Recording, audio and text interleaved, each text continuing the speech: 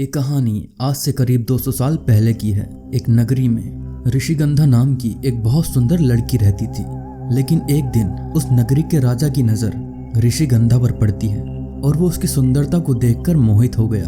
एक रात उसने निशिगंधा को अपने राजमहल में बुलवाया और उसे अपने कमरे में ले गया। इससे पहले कि निशिगंधा कुछ समझ पाती, राजा उसके साथ जोर जबरदस्ती करने लगा और उसी छीना झपटी में राजा के सर पर चोट लग गई और उसकी वहीं मौत हो गई। उस रात पूरी नगरी में ये बात फैल गई कि ऋषिगंधा ने राजा की हत्या की है। कुछ लोगों ने कहा कि ऋषिगंधा इंसान के रूप में एक चुड़ैल है जिसने उनके राजा की जान ले ली और इसी वजह से नगरी के लोगों ने ऋषिगंधा को जिंदा जला दिया। लेकिन ऋषिगंधा का जला हुआ शरीर एक तांत्रिक को मिला और उस तांत्रिक ने अपने काले जादू से ऋषिगंधा को वापस जिंदा कर दिया। पर अब ऋषिगंधा पहले की तरह इंसान नहीं थी, बल्कि अब वो सच में एक चुड़ैल बन चुकी थी। एक ऐसी चुड़ैल जिसको प्यास थी सुंदरता, ताकत और अमर होने की। लेकिन उस तांत्रिक ने ऋषिगंधा चुड़ैल को बताया कि उसे अमर होने के लिए 16 श्रृंगार चाहिए। वही 16 श्रृंगार जो एक सुहागन की ताकत होते हैं। हर एक श्रृंगार की एक अलग ताकत है। उनको पाने के लिए उसे ऐसे आदमी से शादी करनी होगी जो एक खास नक्षत्र में पैदा हुआ हो। लाल चांद की रात उस आदमी से शादी करके उसी रात ऋषिगंधा को अपने पति की बलि चढ़ानी होगी और हर बलि से उसे मिलेगी एक श्रृंगार की शक्ति। तब से एक छोटी सी नगरी में रहने वाली आम सी लड़की ऋषिगंधा बन गई सुहागन चुड़ैल। ज्यादातर लोग सुहागन चुड़ैल को डरावने किस्से ये कहानी की तरह समझते थे जो बस किताबों तक ही सीमित था। पर अर्जुन के साथ जो हुआ उसके बाद सुहागन चुड़ैल के होने या ना होने हमेशा हमेशा के लिए सामने आ गया। ये कहानी अर्जुन और रानी की है। उन दोनों की नई नई शादी हुई थी और वो जयपुर में एक साथ रहते थे। एक दिन वो दोनों एक वीकेंड रोड ट्रिप से अपने घर वापस जा रहे थे।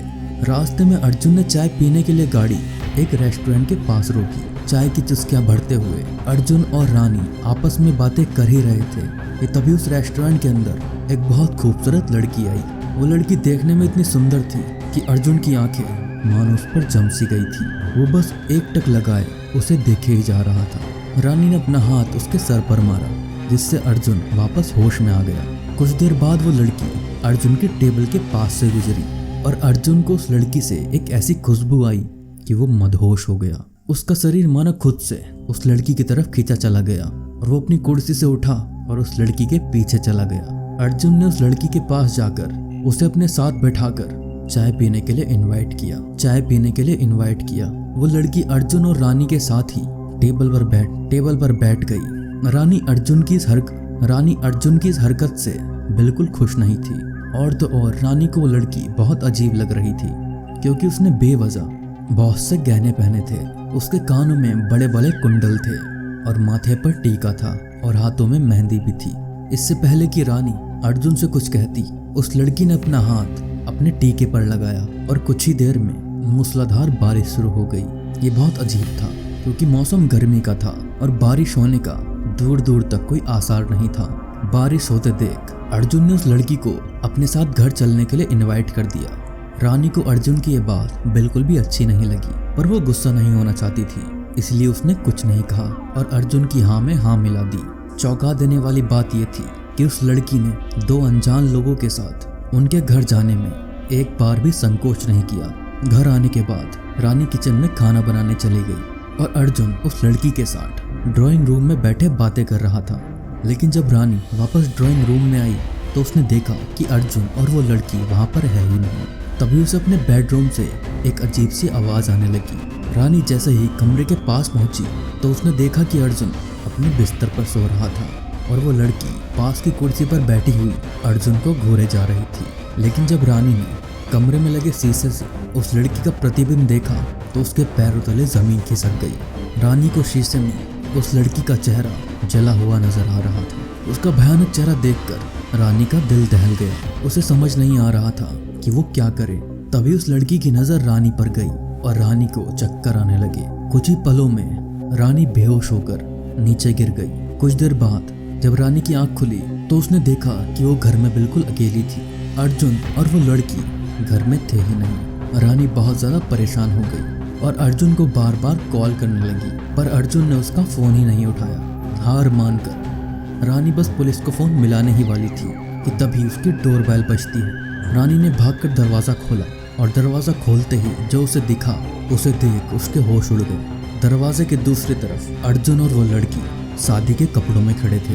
दोनों के गले में वरमाला थी। अर्जुन ने रानी को बताया कि उसने उस लड़की से शादी कर ली है। रानी ये देखकर सुन पड़ चुकी थी। उसके दिमाग में सिर्फ उस लड़की का जला हुआ चेहरा घूम रहा था। अर्जुन रानी को वहीं खड़ा छोड़ उस लड़की के साथ बेडरूम में जाने लगा और तब रानी को दिखा कि उस लड़की के पैर उल्टे हैं। रानी को यकीन हो गया था कि वो लड़की एक चुड़ैल थी जिसने अर्जुन को अपने वश में कर लिया है। रानी को समझ नहीं आ रहा था कि आखिर वो अर्जुन को कैसे बचा सकती है। उसने जैसे ही पुलिस को कॉल करने के लिए अपना फोन उठाया तभी उसे जोर से अर्जुन के चीखने की आवाज आई। रानी दौड़कर कमरे में पहुंची तो उसने देखा कि वो लड़की अपने असली रूप में आ चुकी थी। उस लड़की की बॉडी आधी जली हुई थी और उसका चेहरा बहुत भयानक दिख रहा था। वो जोर जोर से हंस रही थी। डर के मारे रानी की रूह कांप रही थी।